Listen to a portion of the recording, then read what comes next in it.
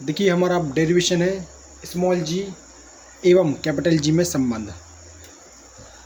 तो देखो स्मॉल जी यानी कि गुरुत्वीय त्वरण और कैपिटल जी यानी कि सार्वत्रिक गुरुत्वाकर्षण नियतांक, इसमें संबंध निकालना है। यानी कि इसका एक ऐसा सिंपल फॉर्मूला हमको ड्राइव करना है जिसमें स्मॉल जी भी आता हो और कैपिटल जी भी आता हो।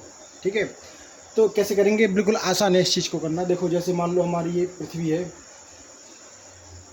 ये इसका केंद्र O है, ये हमारी पृथ्वी है। ठीक है, इसका जो त्रिज्या है, इसकी जो त्रिज्या हमारे पास है वो है capital RE, radius of earth, और इसका जो द्रव्यमान है वो है ME, मास ऑफ अर्थ। अब मान लीजिए इसकी सतह पर कोई पिंड रखा हुआ है जिसका द्रव्यमान है स्मॉल m। ठीक है, अब देखो हम जानते हैं न्यूटन के गुरुत्वाकर्षण के नियम से कि इस वस्तु को पृथ्वी अपने केंद्र की ओर आकर्षित करेगी, यानी कि इस पर एक आकर्षण बल कार्य करेगा। और मान लो ये बल हमारा F है, जिस बल से पृथ्वी इस पिंड को अपनी ओर आकर्षित कर रही है, अपने केंद्र की ओर। इतने ही बल से यह पिंड भी इस पृथ्वी को अपनी ओर आकर्षित करेगा। तो इस बल का F का मान क्या होगा? हम जानते हैं न्यूटन के नियम के अनुसार F बराबर capital G m1 m2, m1 यानी कि पृथ्वी का द्रव्यमान, m ही ले लिया हमने क्योंकि पहली वस्तु हमारी ये मान ली, इंटू m2 दूसरी वस्तु हमारे पास स्मॉल m है, अपॉन r स्क्वायर यानी कि दूरी का स्क्वायर। इनके बीच की दूरी लगभग त्रिज्या के बराबर ही है, क्योंकि ये त्रिज्या हमारी r ही है तो ये भी लगभग r के बराबर ही होगी, तो इसको मिल लीजिए r का स्क्वायर। अब हम जानते हैं कि जो बल पृथ्वी जिस बल से किसी वस्तु को अपनी ओर आकर्षित करती है वह बल हमारा होता है F बराबर mg।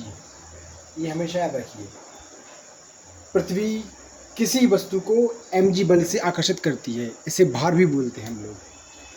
तो पृथ्वी जो बल लगा रही है यहाँ पर, ये बल हालांकि गुरुत्वाकर्षण बल ये है, इसका मान एक ही आता है, सेम आता है, लेकिन जो बल हमारा F है हमारा, वो भार भी होता है, mg के बराबर भी होता है हमारा।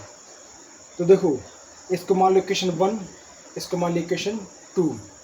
तो गुरुत्वाकर्षण बल हमारा F ये भी हो सकता है, और दूसरा ये F हमारे भार के बराबर ही होता है, F बराबर mg। तो समीकरण 1/2 से देखो LHS बराबर है तो RHS भी बराबर हो जाएंगे। तो mg यहाँ लिखेंगे हम समीकरण 1/2 से, तो LHS बराबर है तो RHS भी बराबर होंगे। mg बराबर, इसके थोड़ा दिख नहीं रहा है आपको, तो कोई एक मिनट ये सबको नोट कर लीजिए क्योंकि मैं इसे रफ करने के बाद आगे बढ़ूंगा। तो समीकरण 1/2 से हमारा हो जाएगा mg बराबर capital G me m upon RE का स्क्वायर। m से m हमारा कैंसिल हो जाएगा, तो यहाँ बचेगा स्मॉल g बराबर capital G me upon RE का स्क्वायर। ये निकला गुरुत्वीय त्वरण का मान, सूत्र। तो संबंध था, तो देखो स्मॉल g भी है और कैपिटल G भी है, ये आगे इसके बीच में संबंध एग्ज़ाम के पॉइंट ऑफ व्यू से महत्वपूर्ण है। अब यहाँ पे देखो स्मॉल g डिपेंड करता है द्रव्यमान पर, यानी जित पृथ्वी के द्रव्यमान के ऊपर भी डिपेंड करता है और त्रिज्या के ऊपर भी डिपेंड करता है। अब यहाँ से दो चीज़ें हम देख सकते हैं, थोड़ा सा एक चीज़ समझो कि g प्रोपोर्शनल m दे रखा है हमको, और यहाँ समझ सकते हैं g इनवर्सली प्रोपोर्शनल किसका, RE स्क्वायर का। अब देखो द्रव्यमान जितना ज़्यादा होगा पृथ्वी का, उतना ज़्यादा हमारा g का मान होगा। यानी जितनी भारी ग्रह हमारे पास होगा, ऐसा नहीं कि पृथ्वी के लिए ही सत्य है। यदि हम कोई भी मान लो चंद्रमा लेते हैं तो यहाँ ले लेंगे चंद्रमा का द्रव्यमान, यहाँ ले लेंगे चंद्रमा की त्रिज्या। तो किसी भी ग्रह का जितना ज़्यादा द्रव्यमान होगा उसका गुरुत्वीय त्वरण भी उतना ज़्यादा होगा।